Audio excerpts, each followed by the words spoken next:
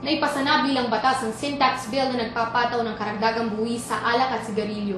Alamin natin ang komento at saloobin ng bayan tungkol dito mula sa report ni Jenna Gonyo.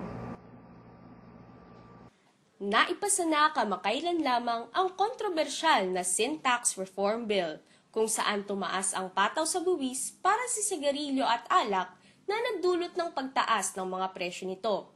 Inaasahang epekto nito ay ang kita ng gobyerno na 33.96 billion pesos.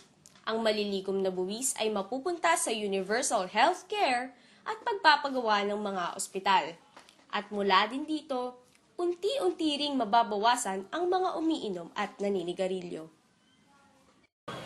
Sa higit isang linggo ng pagsasapatupad ng sin tax reform law, pagpapatuloy pa rin ba ng ating mga kababayan ang kani-kanilang mga kinagisnang bisyo? Una-una po, mahal na kasi yung sigarilyo. Siyempre, wala na kaming budget. Tsaka po yung tungkol sa alak, ganoon din, mahal din po. Naapektuhan din po kami. Mahirap. Tsaka mahirap pa magandang trabaho ngayon. Pero ayon naman sa mga nagtitinda ng sigarilyo at alak, hindi naman sila naaapektuhan dahil tinatangkilik pa rin naman nila ang mga ito. Para sa balitang dekalibre at napapanahon, Jenna Gonyo, News Ngayon.